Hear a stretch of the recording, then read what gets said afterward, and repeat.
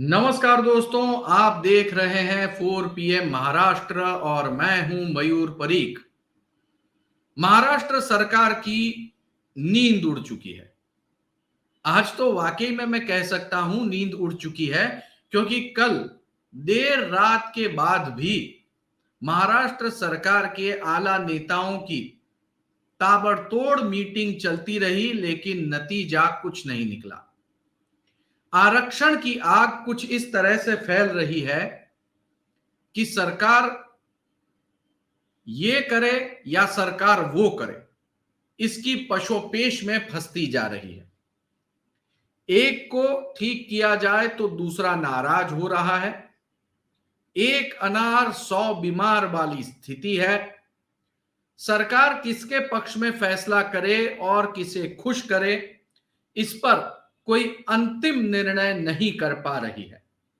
एक बार फिर आरक्षण के मामले में कॉम्प्रिहेंसिव निर्णय लेने में महाराष्ट्र सरकार आधी रात की मीटिंग के बाद भी पूरी तरह से सफल नहीं रही।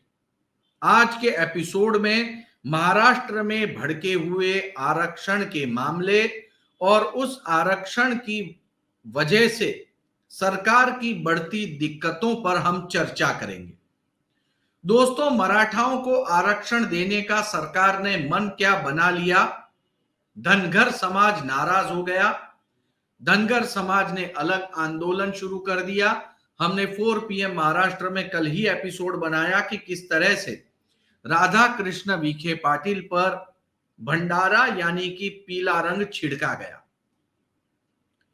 अब ओबीसी समाज की महापंचायत होने जा रही है, वो भी चंद्रपुर में, यानी विदर्भ में, जहां पे बीजेपी का बेसिन है।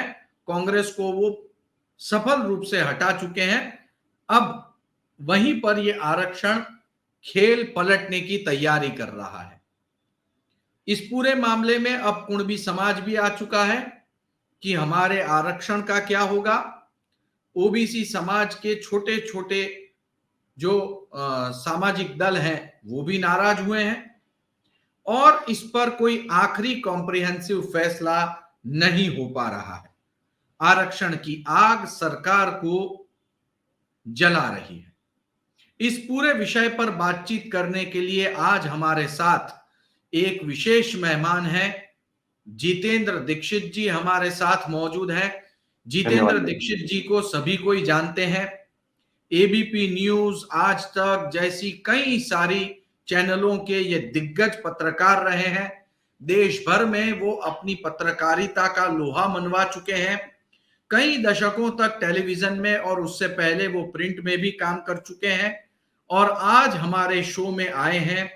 जितेंद्र दीक्षित जी, 4 PM महाराष्ट्र में आपका स्वागत है। आपके पास से हम ये जानना चाहते हैं कि आपने ऐसे आरक्षण के मामले पहले भी कवर किए हैं, सड़क में कवर किए हैं, कोर्ट में कवर किए हैं। आपको लगता है यहां से कोई रास्ता निकल पाएगा, बन पाएगा? देखिए मयूर, महाराष्ट्र सरकार इस वक्त एक बहुत ही पेचीदा चक्रव्यूह में फंस चुकी है और ये ऐसा चक्रव्यूह है जहां से निकल पाना तुरंत फुरत में आसान नजर नहीं आ रहा है। देखिए, एक तरफ जहां महाराष्ट्र सरकार इस मांग को मानते हुए दिख रही है, नरम पड़ते हुए दिख रही कि हाँ ठीक है, मराठाओं को आरक्षण जो है ओबीसी के कोटे से दे सकते हैं, तो वहीं पर अब समस्या उत्पन्न ये हो गई है कि ओबीसी नाराज हो गए हैं और ओबीसी बहुत मुखरता के साथ नाराज है क्योंकि उनको लगता है कि जो उनके कोटे का आरक्षण है अब ये उनके हिस्से के आरक्षण जो है मराठाओं को जाएगा और जिससे उनका नुकसान होने वाला है। तो जाहिर तौर पर अगर आज के आप तमाम अखबार देखेंगे तो आप पाएंगे कि तमाम ओबीसी के नेताओं की ओर से बयान आए हैं कि ये जो आरक्षण देने का अनाउंसमेंट करने जा रही है महाराष्ट्र सरकार, अब तक जो भी बातें कही हैं उसका वे विरोध करते हैं। यहां पर एक बयान जो है पंकजा मुंडे का काफी अहमियत रखता है। पंकजा मुंडे बीजेपी की एक बड़ी नेता है और ये सभी जानते हैं कि कई बार उनके सुर जो है काफी बागी भी सुनाई पड़े हैं और देवेंद्र फडणवीस से उनकी नहीं जमती है, ये बात भी राजनीतिक गलियारों में सभी को पता है। तो उन्होंने बयान दिया कि ये बिल्कुल मुमकिन नहीं है, जो महाराष्ट्र सरकार मराठाओं को ओबीसी के कोटे से आरक्षण देने जा रही है ये संभव नहीं है। ऐसा नहीं होना चाहिए और मराठाओं को अपना स्वतंत्र आरक्षण की मांग करनी चाहिए, ओबीसी से बाहर हटकर। तो ये गहन मुद्दा है, क्योंकि देखिए ये बात सही है कि महाराष्ट्र में सबसे प्रमुख समुदाय पॉलिटिकली भी और सोशली भी वो है मराठाओं का समुदाय। और अगले साल चुनाव है, लोकसभा के चुनाव है, उसके बाद विधानसभा के चुनाव है। ऐसे में कोई भी राजनीतिक पार्टी मराठाओं की नाराजगी जो है वो वहन नहीं कर सकती। तो मराठाओं को एक तरफ आप संतुष्ट करने के चक्कर में जो दूसरा अहम समुदाय है, ओबीसी कम्युनिटी है, वो भी चुनावी तौर पर काफी अहमियत रखती है। तो कहीं इनको संतुष्ट करने के चक्कर में आप ओबीसी को नाराज ना कर दें, तो ये एक बात समझ में आ रही है। तीसरी बात यह है कि जो धनगर समाज है, जिसकी भी काफी कई दिनों से आरक्षण के कोटे की मांग रही है, इन्होंने भी हिंसक आंदोलन किया था आपसे 3-4 साल पहले। फिर से एक बार धनगर आरक्षण का जिन जो है बाहर निकल आया है। अब ये लोग भी मांग कर रहे हैं, इनको लग रहा है कि जिस तरह से मराठा आरक्षण की मांग को लेकर सरकार झुक रही है, तो अब इनके आरक्षण यानी कि धनगर आरक्षण को लेकर भी जो है बात होनी चाहिए और इनकी भी मांग मानी जानी चाहिए। मयूर, तो जितेंद्र दीक्षित जी, बीजेपी ने एक सोशल इंजीनियरिंग किया था, छोटे छोटे समुदाय को एकत्रित करना, इकट्ठा करना, उनको राजनैतिक रूप से बल देना और उनकी वोट बैंक को जोड़ना। मैं सिर्फ 24 घंटे पहले की बात करूंगा। रामोशी समाज है, रामोशी, देवेंद्र फडणवीस रामोशी समाज के जो सबसे सीनियर जो लीडर हुआ करते थे, उनके नाम से महामंडल की रचना कर दी। पूरे के पूरे समुदाय को डेवलपमेंट के लिए, फाइनेंशियल एड के लिए उन्होंने फंड मुहैया करवाया और रामोशी समाज की एक बहुत बड़ी मीटिंग की। ये 24 घंटे पहले की बात है। अक्सर ये खबरें ना सुर्खियां नहीं बनती, लेकिन इस तरह की छोटी छोटी छोटी पार्टियों को इकट्ठा करके बड़ी समुदाय के सामने बीजेपी जो है एक बड़ी वोट बैंक लेके आया, जिसको हम कहते हैं ओबीसी। तो जब इतनी बड़ी वोट बैंक लेकर बीजेपी आ गया, अब बीजेपी को चाहिए कि वो 50% से ज्यादा वोट हासिल करे। कॉन्स्टिट्यूएंसी भी में भी 50% वोट होने चाहिए और विधानसभा में भी 50% जो है उनको समर्थन होना चाहिए। बिल्कुल। ये मोदी, शाह, देवेंद्र फडणवीस सबका अल्टीमेट गोल है और इसीलिए उन्होंने अपने ओबीसी वोट बैंक के साथ में अगर मराठा का तड़का लग जाता है तो वो अपने मंसूबों में कामयाब हो जाते हैं, ऐसे आला नेताओं का मानना है। लेकिन जिस नाजुक दौर से बीजेपी गुजर रही है, आपको लगता है कि क्या वो कर पाएंगे? पहला सवाल। और दूसरा सवाल, क्या ये करने के चक्कर में मौजूदा स्थिति को देखते हुए आपको लग रहा है कि उनकी ओरिजिनल वोट बैंक भी खिसक जाएगी? देखिए, जहां तक आपके पहले सवाल का जवाब है, मैं ये कहूंगा कि सरकार क्या कर सकती है। सरकार जो है आई वॉश के तौर पर घोषणाएं कर सकती है, जीआर भी जिस तरह से चाहिए उस तरह से जारी कर देगी, सारा कुछ हो जाएगा। ये जानते हुए कि हो सकता है अदालत में सरकार का फैसला नहीं टिके, लेकिन एक रिलीफ जो है, अदालत को इमीडिएट रिलीफ बोलते हैं ना, कि कोई गंभीर बीमारी की वजह से अगर कोई बुखार आ रहा है तो क्रोसिन दे दिया। तो अभी की जो घोषणाएं हैं वो एक क्रोसिन के तौर पर जो है वो काम कर सकती हैं, लेकिन लंबे वक्त में आगे चलकर जो है ये जब स्क्रूटनी होगी, लीगल स्क्रूटनी होगी, तो ये कितना बैठ पाएंगी कानून के दायरे में, इस पर सवाल है। लेकिन सरकार को टाइम बाय करने का वक्त मिल जाएगा और फिर होगा ये कि जब सरकार इस तरह के फैसले, जो मनचाहे फैसले हैं, जो लोक लुभावन फैसले हैं, जो मराठा समाज चाहता है, उस जैसे फैसले अगर सरकार ले भी लेती है तो उसके बाद जाहिर तौर पर वो लीगल स्क्रूटनी के लिए जाने वाला है, अदालत में उसको चैलेंज होगा ही।